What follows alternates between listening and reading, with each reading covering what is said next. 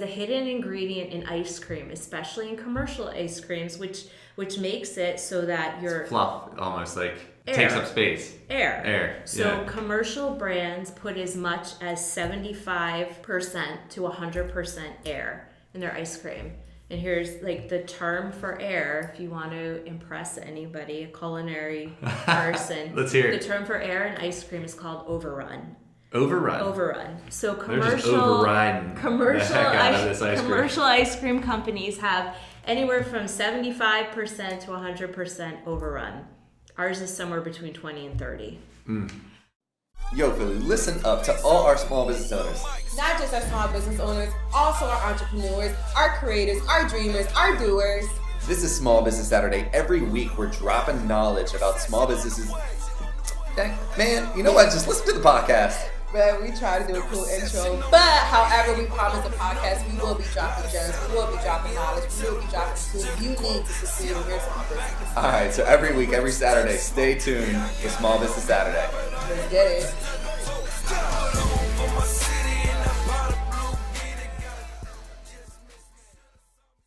All right, Philly, welcome back to another episode of Small Business Saturday. Today we are with Danielle with Zaz Ice Cream, the super premium, seriously from scratch ice cream and ice cream sandwich that has flavors that are modern takes on classics. They peg themselves as being a new American traditional ice cream brand and sell their pints and sandwiches at their new shop in Mt.Airy, as well as at over 50 fine grocers throughout the greater Philadelphia region, including Whole Foods. Danielle has a degree in textile design, but she grew up with her parents who each ran their own small businesses likewise. So the idea of having a 9-to-5 job is foreign to her. Her favorite part of ice cream development is figuring out the science behind it, and her favorite and perhaps most challenging part of running a business is building it in the same from scratch way that they create the ice cream. Danielle, a pleasure to have you. Thank you. I'm excited to be here. Absolutely. So real quick, before we jump into it, the name Zaz, tell me a little bit about it. So it's actually the nickname that my sister and I have for each other.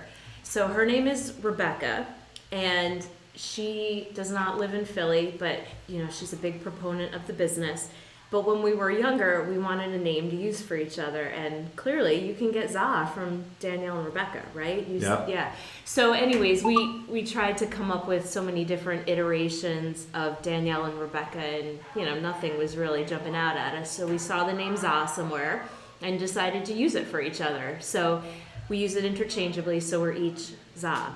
So it's like almost in a way a family name. I was like, kind of. Is it a family name? Like, what's the story here? No, and actually, it was probably the easiest part of starting this business, knowing what to call it. Yeah. That's usually the hard part too. It's like, right. What do we call it? Yeah, no, I don't really think I gave it a second thought. But one of my favorite stories to tell is that when I first started this, I went back in 2012, I went to one of these free consultations when retired business people donate their time. And Score. Yeah. Yep. I wasn't going to actually put the name out there. They're good. I like them. Yeah. So anyways, 45 minutes out of the 60 minutes was spent with these two guys who didn't, I hate to say it, had no creativity in their blood. Okay. 45 minutes of them telling me not to name the company Zaz. What they want to call it? They told me to call it DJs. What? Which are my initials. Oh, okay. But it's so boring. So I had this idea. I'm like, well, it's a short name. People may not know how to pronounce it, but they'll remember that it starts with a Z. And there's a story attached to it. So you have this instant connection with people. And if we go to an event and we're listed, they'll always be able to find us because we're right at the end of the list. Right. They don't have to go through the whole middle and look to see where we are. So, so at the end of this meeting, I told them what and granted, this was 8 years ago, 7 years ago. So a lot has changed since then, but I had this idea of an ice cream company in my head, and they told me to go home and research the Auntie Anne's pretzel story. Why? That's what they thought I should be. You're like, I'm DJ's just trying to be like the ice cream company, just like Auntie Anne's pretzels. You're like, I'm just trying to be this cool, unique ice cream brand. Like, Right. I don't get it. I don't need to be Annie Ann's. Right. I think that's like one misconception when it comes to entrepreneurship is people think entrepreneurship and they think these big name brands and like the Facebooks and Googles of the world. Right. I was like, this country is is built on small business. Mm-hmm. And so are most countries. It's like not everybody needs or wants to be this big brand. Right. And I think because so many small businesses market through social media. So if you think about the way that small businesses used to market, it wouldn't go further than their town or you know, word of mouth, maybe regionally. Yeah. Or if you got on a television show or something. It was a big with the radio back then. Right. But now, because of Instagram, you're marketing yourself to the world. Yep. And I think sometimes that's a real challenge, because if you're thinking that you're going to be that big at some point, you're not like focused on what you're doing in the here and now. Yeah. Who those customers are, they're the ones that live down the street. They're the ones that know you from the city. They're the advocates. So, yeah. So it can be, That's trying like, to be that big can kind of be a distraction, I think. You've got to get that test, you know, that initial research as to, you know, how people are viewing the brand too, and, Mm-hmm. you know, appreciating the quality and the product and everything. Yep.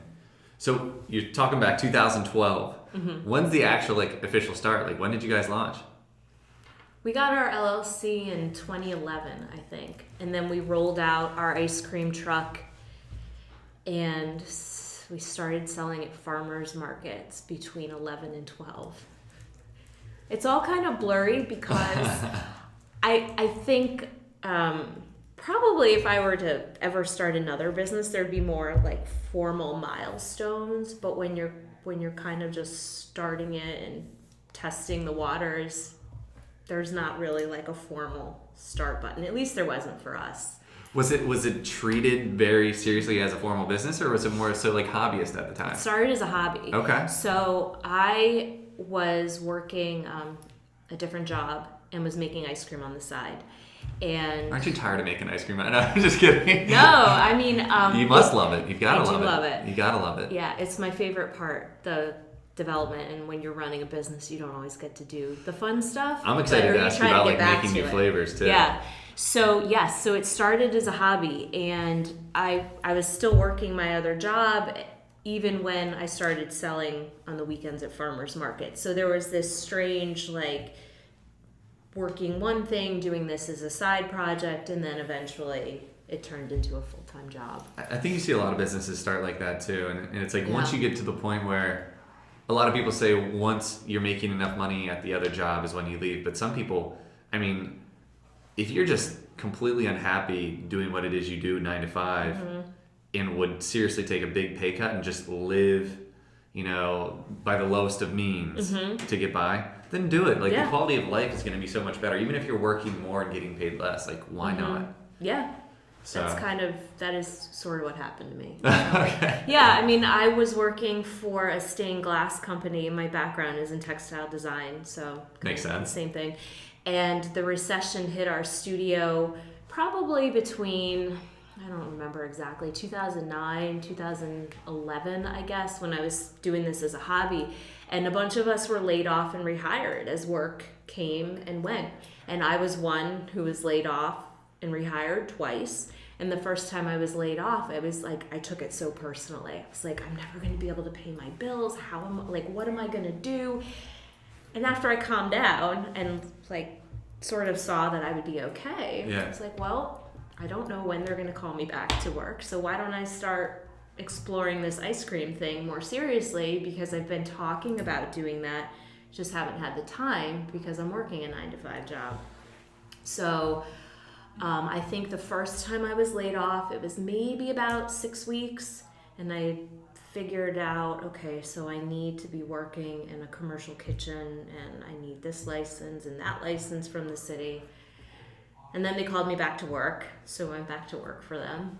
And then the second time I was laid off, I was pumped because I was like, all right, more time to work on the business. And went back to work for them again. And then the next time that I left, it was my choice because I was ready to start the business. So It's funny how people say everything happens for a reason. yeah. It's funny your dynamic of how you mentally had a shift there the second time around. Oh, it's so true. Like that when I knew that we were slowing down with work again, like, here we go, ice You're cream. like, please nobody hire us. Like, please no new orders. I don't need to be that. Yeah. So the second time you're just like, I'm done then. Even if I get hired back, I'm out. No, I did go back. Oh, you did go back again? Yeah, I did go back because I wasn't ready to fully quit. Yeah. So the third time that I left, it was on my terms. Third time's a charm. Yep, I guess you're right. Yeah. This was 2010 then, 2011? By that time, I think it was 12. 2012. Yeah. Okay. Yeah. And so you were saying about like the business itself. So is your sister a partner? Or you have any partners on this? No, it's all me. Look at you. Yeah. Okay. Yeah. Good. Mm-hmm. What's it like being a single female too owner, small business owner? And I mean single meaning no partners. I don't know. Are you married? Right. So my boyfriend was involved in the business, not as a legal partner, but he put in a lot of sweat equity. He bought our ice cream trucks, and now he has since exited, which was a mutual agreement because this has always been my baby, and sometimes for personal reasons it's better that you do not work with the person that you're a life partner with. So for all intents and purposes, it's all mine, and it's hard. It is, it can be a really lonely place sometimes. You experience high highs and low lows. And I think I saw something once, it was on Instagram. I'm like, this is great. And it was like the daily mindset of an entrepreneur. And it's just a chart. It looks like a heart chart that like spikes all over the place throughout the course of 24 hours. And it's so true. Yeah. So it is many distractions too. Yeah, like you start the morning and you think your day is kind of going to be regimented, but then there's things that require more time. And when you're a growing business and you can't necessarily afford to have staff in every single department, and you're still doing a lot of that yourself, then sometimes your days get taken up in different ways than you first thought, but still equally as important. Like if my staff at the kitchen, if we're doing a lot of production when we're busy and it doesn't make sense for us to hire someone in the middle of a busy season, I'll go in at 3 a.m. and work from 3 until noon making ice cream. They come in at 9, they work 9 to 5. I leave at noon to go do the admin end of things, and that's what we do.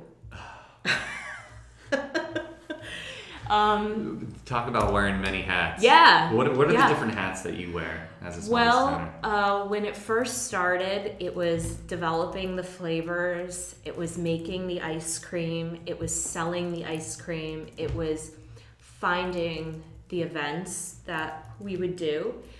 And then as we started to grow, a lot of the manufacturing of the ice cream, I had to step away from and hire people to do it. To make it like the production of it? Yeah. Okay. Because in order to grow the business, I had to be out there looking for different grocery stores to sell to, and handling the ordering, and kind of all of this stuff that I knew was required to run a small business, but that I think one of the challenges is having to learn it really quick on the spot. Yeah. And sometimes you just don't feel prepared for it at all. So I guess like my latest mission is to figure out a way to get back to that creative bent, because that's what I'm really good at. Yes. And that I have those skills and can use them a lot faster and more intuitively than some of the business end of things. What you see with like small business owners and small business entrepreneurs is they're like almost utility players. They're very well rounded. Mm-hmm. It's like you come in being really good at something, but then you've got to be well rounded, otherwise the business won't be afloat, it won't be sustainable. Right. And you also need to hire the right people and train the right people and like always be coaching and teaching. It's tough. I just like give so many kudos to small business owners, like me being one too. It's not easy. It's like, taking the 9 to 5 is like the easy way out, and it's for me, and it sounds like for you, it's not an alternative. It's like that's not an option for us. Yeah. So talk to me about, the day-to-day for you. So it really depends on, like I said, when we're busy during the summer, it could really be just a day that's all over the place. But what I try to do, Usually a couple times a week, at least twice, I'll be at our production kitchen in the morning.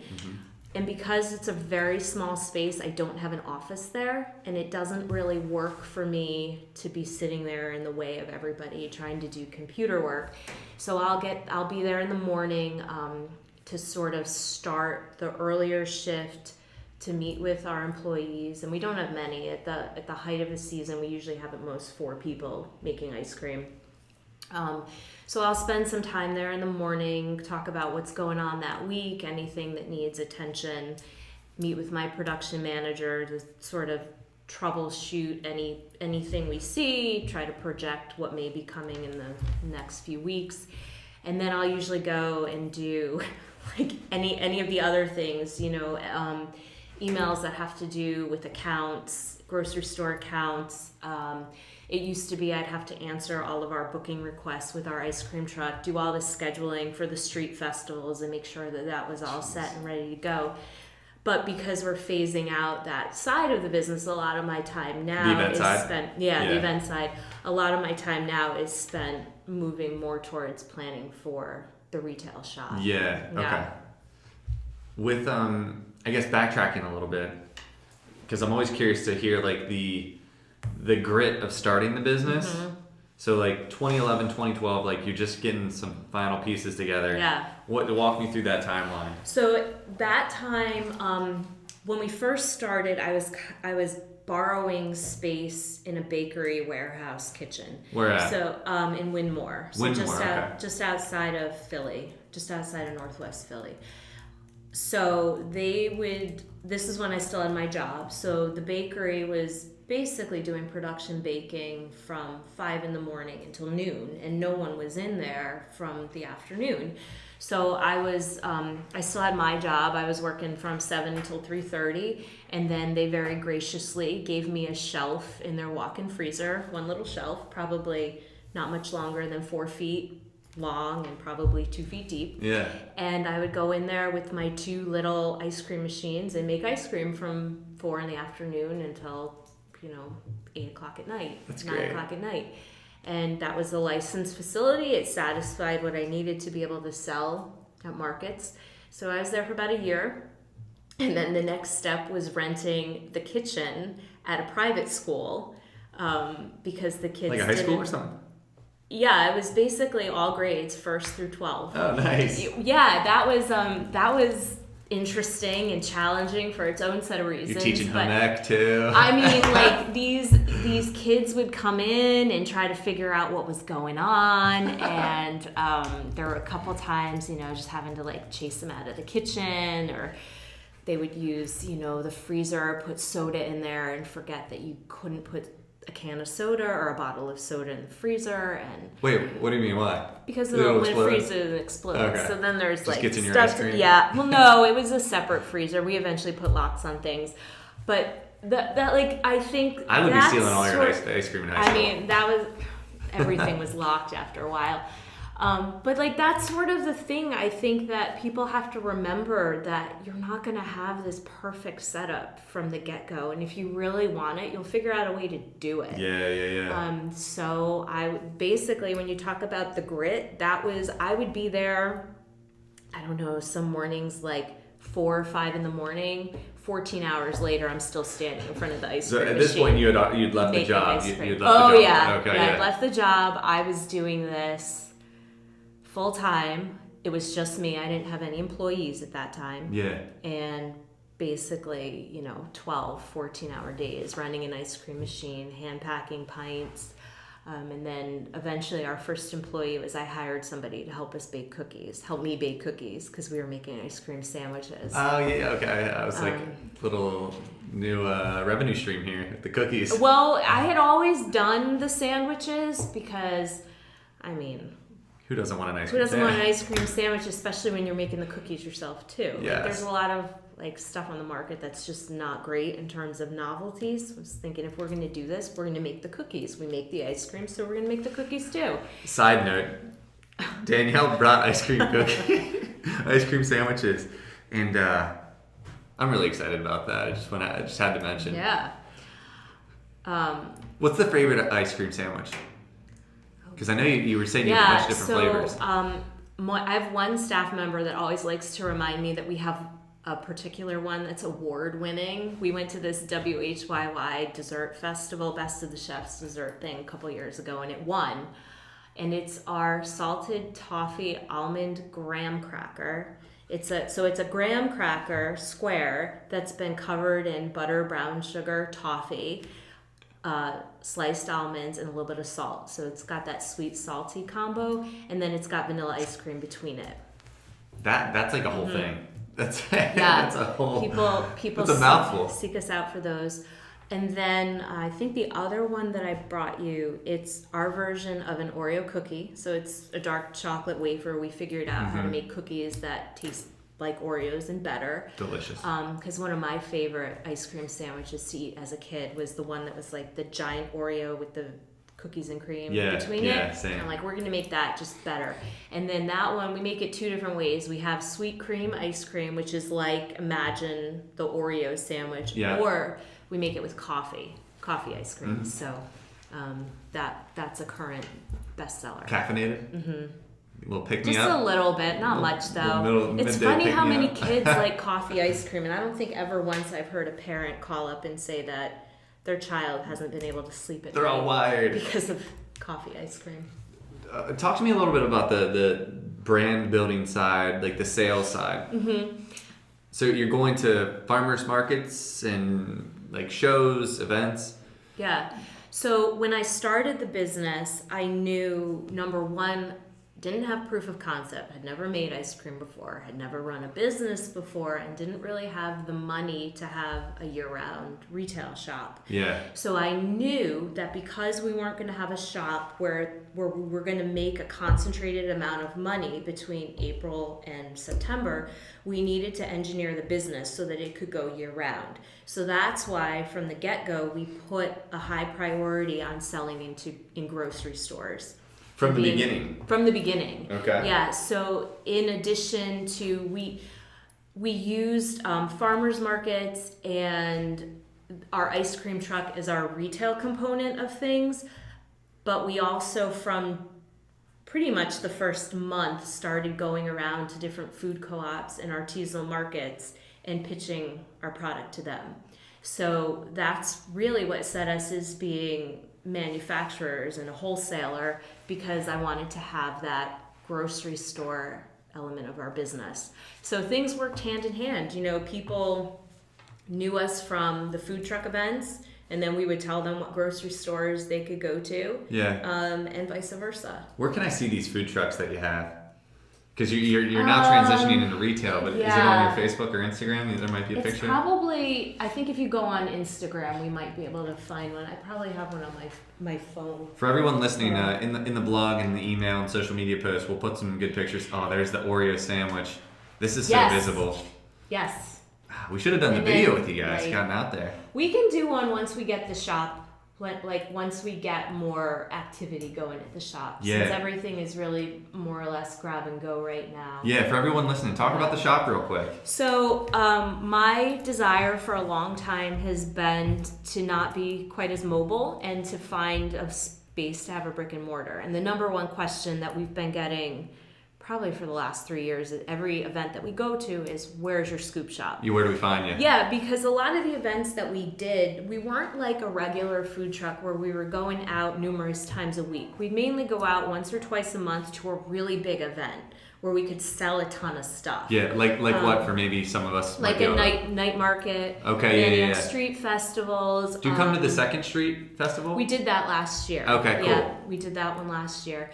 And because we need to do such a high volume, because we're selling lower price point items, you know, like we're not selling $12 sandwiches. Yeah, how much for a sandwich or like a pint? $6 for a sandwich. So if you think about a food truck festival, you need to do at least twice as much volume as, say, one of the trucks that's selling $12 or $14 pizzas. Right? Because you're selling something for $6, they're selling something for $14. Yeah. So the like only a whole way, pizza would be like? Yeah. Okay. So the only way that really works is to go to a high foot traffic event. So those sorts of things would happen. That's Baby Za. That's like back in 2020. Somebody sent that to me last week, and they were like, "Look what we found." We found. Right. They were like, "No pun intended," but we found little baby Za. Yeah, that was probably one of our first events with that picture. Everybody check out Za's Instagram. It's a very easy name. Zaz. Z-S-A-S. At Za's. At Za's. Woo, man, this stuff looks good. Yeah. I'm not sure what I was saying. About the events Yeah. and the trucks. Yeah, so people would say, all right, we're only getting the chance to see you once or twice a month. And from the trucks, what we did was we would have a lot of these sandwiches that you're seeing on Instagram. Yeah. They would be one-off things that people could only get at the trucks. So eventually people were saying, we want another option. We don't want to have to wait in line and only have like 2 times a month. Yeah. As ways to come out and get these things. So last year, knowing that we were strategically phasing out the trucks, I started thinking about, well, where are we going to open a shop? Where's kind of like an untapped area in Philly that there's a lot happening. We have roots in. So Mt.Airy, Germantown turned out to be that area, mainly because I live in the Northwest. Most of my staff does, and our production facility is only 15 minutes away in Roxborough. You talked about having roots in Mt.Airy, Germantown. So your backstory, is that where you're from? Where you grew up? I'm from Connecticut originally. Oh, what? Yeah. What are you doing in Philly? I've been here for 14 years. I moved here to go back to school and didn't know if I would stay, but then I opened an ice cream company and here I am. I'm the same way. Right? I've been here for almost 4 years now, but 14. That's it, 4. 4. Yeah. Yeah. So Yeah. So Mt.Airy, you think that's a good spot for you guys for a couple different reasons? Yeah, and like I said, when we started selling to the grocery stores, one of our longest accounts is Weaver's Way Co-op. That's based in Mt.Airy, Chestnut Hill, and Ambler. Okay. So a lot of people have known us from selling in that store. Sure. And it's also that part of the city there's a lot of things that are slated to happen in that Germantown area.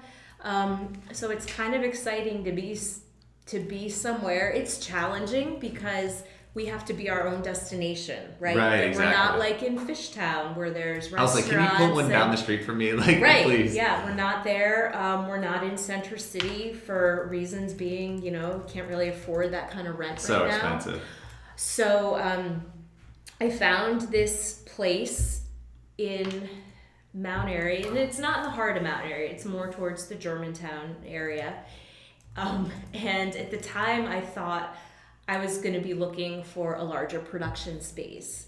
That was when I was really more focused on really blowing our wholesale accounts out of the water. And then when I realized, that's like a whole other business conversation, but when you realize that being in the grocery industry, you have to be able to scale. Right. So Volume. massively, and it's such a financial investment that when that debt is just riding on my shoulders, I'm like, I'm not going to take on $250,000 to build out a production facility to fund Are there any like kitchen co-ops, like a shared kitchen type yeah, of but thing? that doesn't really work for us. No. Because most of what we need freezer space. Yeah. So where we are now, one of the things I'm most Those are proud of- expensive too. Yeah, we're only in 700 square feet now. Yeah. And That's what the new retail? 700? No, that's our production facility. Oh, really? So Wow. we crank about like 50,000 pieces of product out annually from a 700 square foot facility. Wow. Somehow we managed to do it. With piece of product, would that be like a pint of ice cream? A pint or a sandwich. Okay.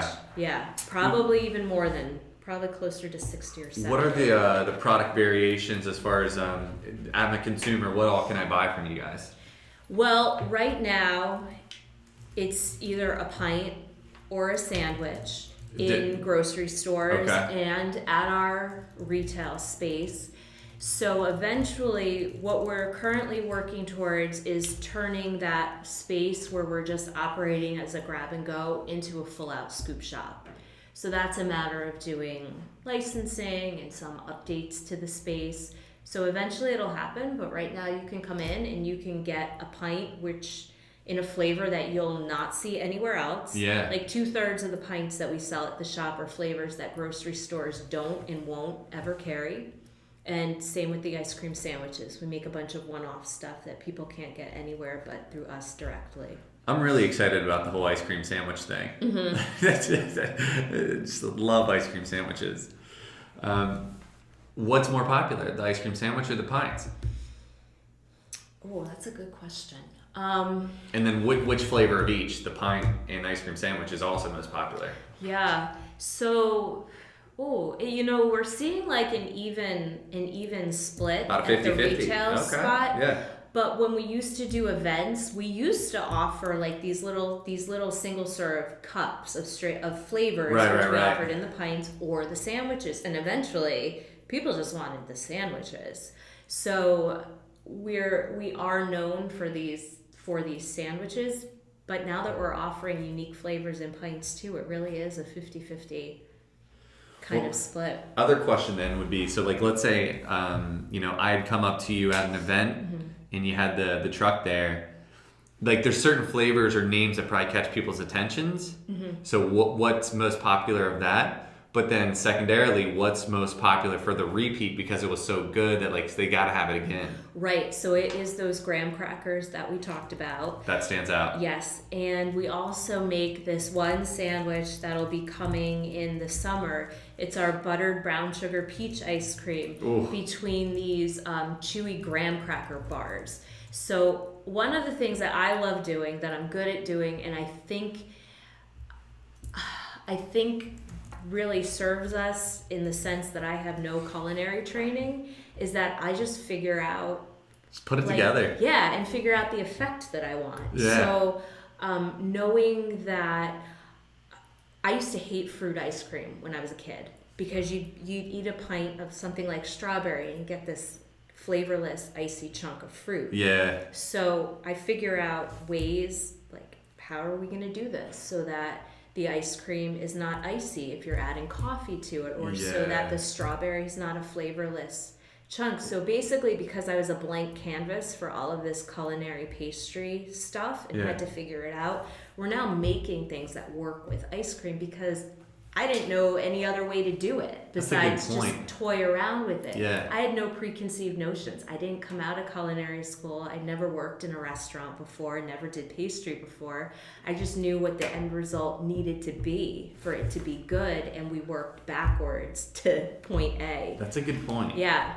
So a lot of the things, some of the things that are most successful for us are things that are not common recipes or don't necessarily make sense to anyone besides the end ice cream developer or consumer. For everyone listening, what's the go-to starter ice cream sandwich they gotta try from you? Probably the dark chocolate wafer with either the sweet cream ice cream or the coffee ice cream. Where can they get it in stores near them? So the coffee center, we only sell at the retail shop. But the one with the sweet cream, we sell at pretty much Weaver's Way Co-op carries it. Riverward's Produce in Fishtown carries it. Green Isle Grocery, Tila's Market in Fairmount. Whole Foods does not carry our sandwiches. I'll say that much. They're messing up. We have a presence in Whole Foods, but they don't carry the sandwiches. So more of the local artisanal grocers, the smaller independent guys have the sandwiches. There's a bunch of people I feel like I could link you up with. We'll have to chat about that. You've kind of hinted on this, but what makes your ice cream unique? And I know it's kind of just you yourself, but what else would you say? Well, like I said, the way that we figure out the science behind ingredients and ice cream to make things work when they're frozen, understanding that you can't just put fresh fruit in ice cream and freeze it. You have to figure out a way to get the water out of the fruit. You need to cook it. You need to roast it. So figuring out those ingredients like we talked about before. And then our ice cream has very little air in it. So one of the things that when people look at me, like in Whole Foods or even at our shop, and if they haven't had the ice cream and they're questioning the price, I'll say, pick up the pint. Now go, if you're in Whole Foods, go down to a more commercial brand and pick up their pint. Which one is heavier? Because what people don't realize... Check the weight. Well, no, it might say it on there, but it's by volume. If you put it on a scale, that's where the difference is. Because the hidden ingredient in ice cream, especially in commercial ice creams, which makes it so that you're... It's fluff, almost like Air. takes up space. Air. So yeah. commercial brands put as much as 75% to 100% air in their ice cream. And here's like the term for air, if you want to impress anybody, a culinary person. Let's hear it. The term for air in ice cream is called overrun. Overrun. So They're just overriding the heck out of this ice cream. Commercial ice cream companies have anywhere from 75% to 100% overrun. Ours is somewhere between 20 and 30. And the other thing is we have a very high butter fat content in our ice cream. So our ice cream is about 16, not 60. Jeez, you wouldn't be alive if it was like that. 16% butter fat. And according to the government, if you're going to call something ice cream, it has to be at least 10. So ice cream runs the gamut of 10% to 18%. So we're right on that high end of it. You're talking about language. Yeah. And the other thing is that we make everything that goes into our ice cream. Yeah. We make. So if you pick up a pint of really any of our flavors, it's not just the combination of the things in the ice cream that are a recipe. It's the recipes of all of the cake, caramel, cookies that are in the ice cream. So you pick up a pint of ice cream and there's really probably 3 different recipes that go into that one pint of ice cream. Wait, so what's a really popular fruit one then? If you're getting the water and air out of the fruit. Well, the one that people will see soon is our strawberries and cream. Mm-hmm. So what we do with our strawberries is we slice them and roast them in the oven to where they're probably the volume decreases probably to a third of what we start with, so that all the sugars are concentrated and you don't have this water that's going to go in the ice cream and get icy. Same with the peach, our butter and brown sugar peach ice cream. We get local peaches, usually from Three Springs Fruit Farm. Okay. And we giving away all my secrets. Shout out to Three Springs. So we no, that's not the secret. The way we do it is probably more of the secret. But we cook the peaches in a special way, I guess you could say. And then we make a butter brown sugar sauce that they then get cooked in again, and then they get chunked and put into the ice cream. I'm sorry, everyone. We should really have a video right now. It really sounds great. Yeah, maybe someday when we either have the shop or come to the production facility. Yeah, so you're moving to retail now, and I was asking earlier, why retail in December being an ice cream shop instead of opening now or closer to summer? Because if you're okay in December, you'll be good in spring and summer. But I will say, if the space that we're going into, we've been really fortunate to have a landlord that was flexible and saying, you know what, let's do a 3-month short lease in a pop-up sense. And to clarify, we also didn't start doing scooping in December. All of our products were in a grab-and-go format. Okay. So that for people that were going to something like a holiday party, they could come in and buy 5 or 6 pints and not be walking down the street with an ice cream cone in the middle of December. Right. So because we're set up to sell to grocery stores in this packaged format, that was how we figured, you know what, let's just test the market this way in December. And if neighbors are coming in and we can tell them that our intention is to open a scoop shop to do cones and single serve cups eventually, that's what we'll do. But and it will eventually happen, but after having done a plan review for a production facility in the kitchen and also an ice cream truck, you can't be like, God, if we're not open, it's doing ice cream cones by May or June, we're going to fail. No, it'll happen when it happens. And because we're not of that quick summer nature where we're only going to be open from May until October, there's not of course we want to be able to hit it peak time, but we're going to be open all year. Yeah, so I mean, you've got it'll the commercial happen aspect too. when it happens. You've got the retail and commercial. So how do you market people and market your business to people and get them out to this new space? So we found that a lot of people, because they know us from the truck, which went all over the city and to the suburbs, we're in a good location in terms of parking. There's free 2-hour parking and available parking on side streets. Okay. So surprisingly, people have been coming from Philadelphia in their cars to Northwest Philly. And for somebody who doesn't understand that Philadelphia is a city of neighborhoods. If you're in a neighborhood, for the most part, everything that you need is either there or close by. So to get somebody to really come to Northwest Philly, it's pretty impressive. So people who have been our customers from food truck events have been coming. We've been doing a lot of marketing with the Community Development Corporation there, and going out and talking to other businesses. And also just, I think, something about that being open in December and it just being weird enough to get people to be like, what are you doing here in December? Walking in and then telling them about it. That's also a great way. So where do they find you though? Is it because they know about the brand? Is it social media? Are you running advertising? I think it is a little bit of both. They know about the brand. We're doing social media advertising with the Community Development Corporation, and I think also, it's funny. A lot of people are using the Nextdoor site now. Do you know about Nextdoor? It's really big, and it's more of Is it called Nextdoor? It's called Nextdoor, and it's based on neighborhood. So rather than Facebook being a big, vast sea of something, Nextdoor is tailored by zip code. So people give recommendations on Nextdoor based on their zip code. So it's probably an app? Yes. Yeah. So it's a website and an app.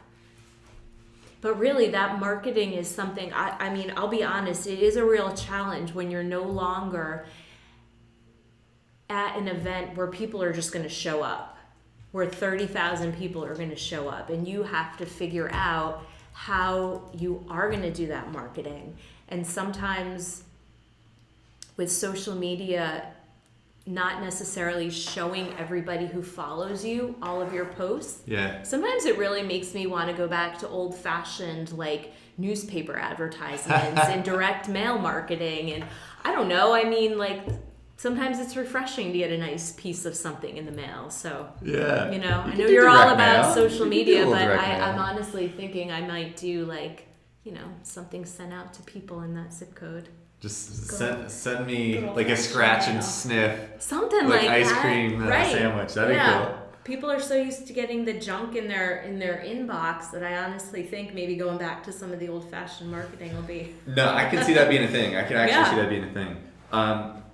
Question about, well, first off, do you deliver? Do you go, do you have anything with Grubhub or Uber Eats? We're gonna start doing that. I think I haven't actually figured out what the best one for us would be. Yeah. But I think it makes sense for us. The tricky thing about it though is that we would need to ensure that we're packaging this for the driver to get it there while it's frozen. So we would need to include dry ice and figure out that component. But it's not a hard thing to do. We'll probably, as it gets warmer, because until we start doing cones and dishes, all the ice cream's going to be made, it's meant to take to go. So as it warms up, we want to make sure that people are going to be able to get to, especially if they're coming from Lancaster County, which somebody did. You can't send them home with 5 pints of ice cream without some way to get it there frozen. So because we're planning on having that, thinking ahead, that dry ice for purchase, we can also support doing deliveries through DoorDash or Uber Eats or Caviar. Have you heard of GoPuff? Yes. I think their second most popular thing is ice cream. It's ice cream. Yeah. I think they're one of the top. I think they sell more Ben & Jerry's than. You might be right. Really anywhere, but yeah, That's kind of great. Ben & Jerry went to Penn State. GoPuff. I did that same course. Did you? Well, it wasn't a correspondence course. Okay. They did it when it was a correspondence course. And I went to the Penn State Ice Creamery. College. Did you go to the creamery? That's where I met the guys from Little Babies. No way! They were there too. One of their founders. Yep. That's incredible. Yep. I didn't know that. We kind of like looked at each other like, you're doing what in Philly? And you're doing what? And hold on. You know, but we realized it was two businesses that were going to be totally different and started for different reasons. Yeah. And we're kind of like, we're in this same... I miss the creamery. I'm like on a big ice cream kick right now just because of this. So some businessy type of questions, like what have been some setbacks as a small business owner? Having to learn on the fly. Yeah. I think having to figure out those business ends of things, and sometimes figuring them out later than if you had that previous knowledge or you knew what to look for.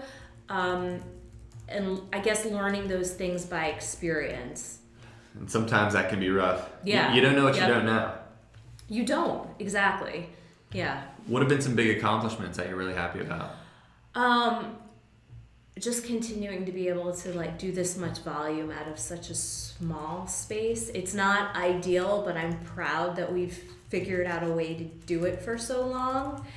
I'm really proud that, you know, when we realized that we wanted to change the business model with the trucks, that we did, and you know, we made that choice to look towards a scoop shop. Yeah. And the other thing, which was kind of a hard thing to do for a year, but when we realized that we were gonna phase out the trucks, we realized that to get ourselves in a better spot to do a retail space was that we needed to figure out, we had to get serious about the wholesale manufacturing and get our, for lack of a better term, and we're still working on it, but to get our operations for those 5 flavors that we're making for wholesale, get those streamlined and get that running as best as we can so that we could go out and do something else. So what that meant for a solid year was that we didn't do any fun flavors, and that killed my creative soul slightly. Okay, we were making this, we were figuring out how to make the same things week after week after week, and what would a batch really, you know, how much of a certain batch we could make, and getting that all squared away. It can be a pain too to get a big account that, like, you know, your margin aren't as good on, and it's like super like intensive. Yeah, that side is really difficult. What's something you learned about growing a business that's very important? I think that there's people out there who are willing to help, and one of my faults is I think waiting a little bit too long to ask for help with things. Maybe because like if it's a problem or something you're struggling with, I always think that I need to have it clearly defined before I ask somebody for help.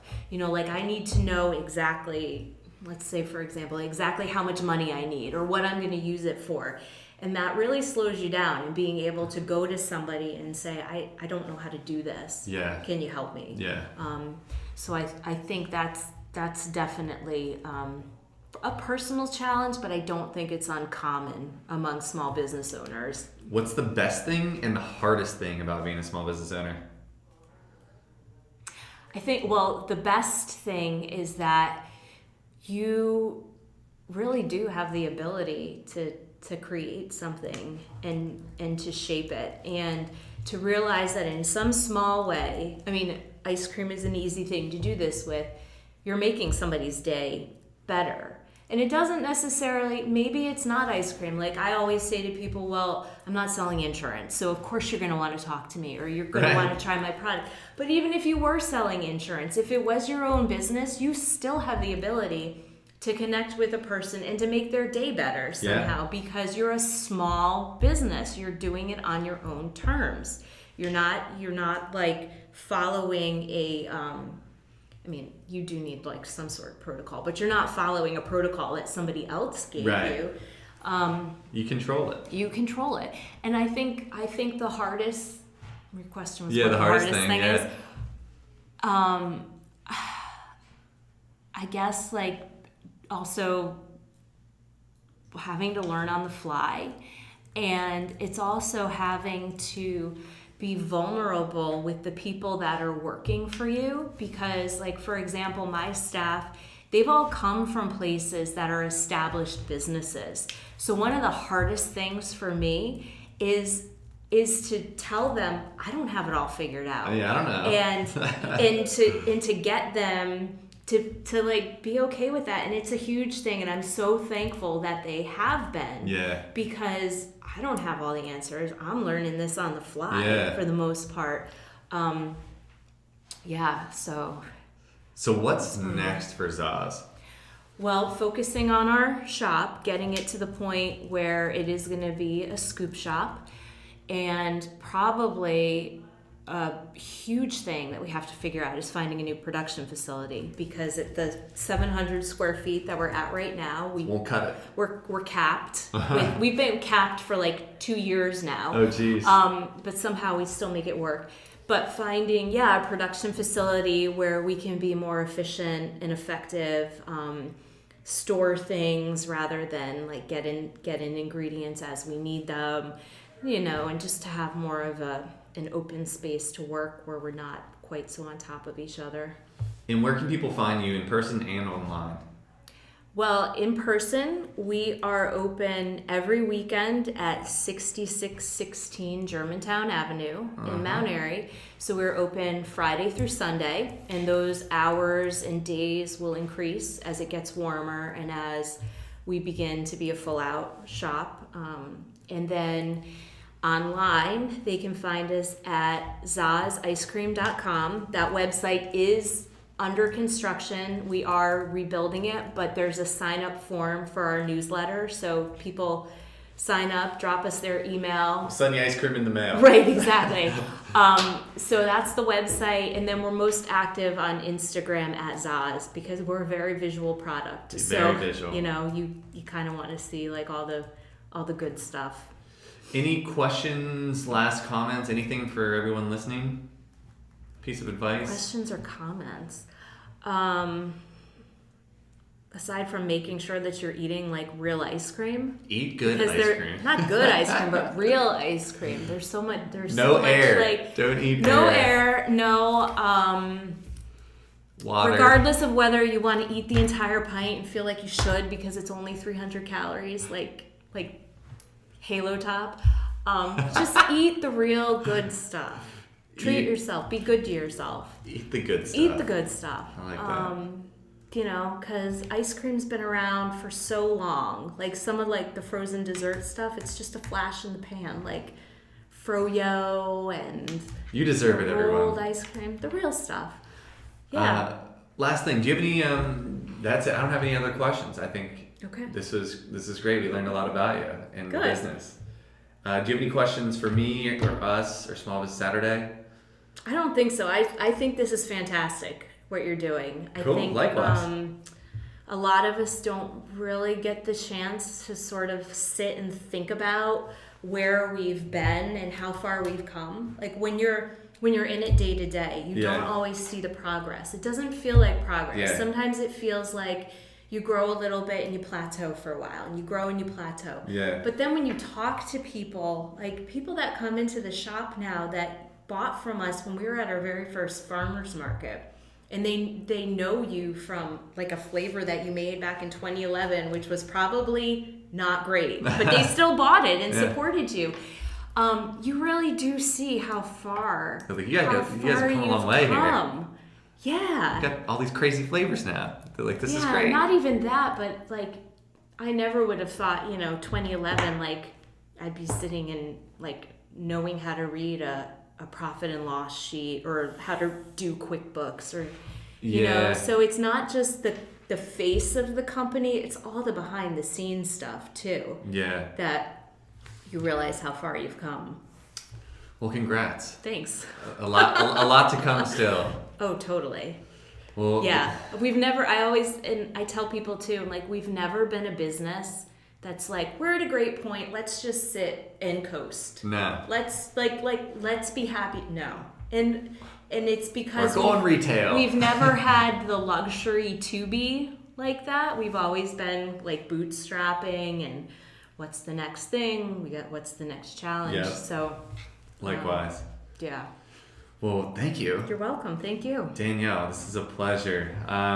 Everybody find Zaz Ice Cream online, social media, new website coming. Also in Mt.Airy, new retail location, the best ice cream sandwiches and all natural ice cream in the game. I want to learn how to make ice cream again. I did it as a young kid, but there you have it. We will see you next week for another episode of Small Business Saturday. Thanks again. Thank you.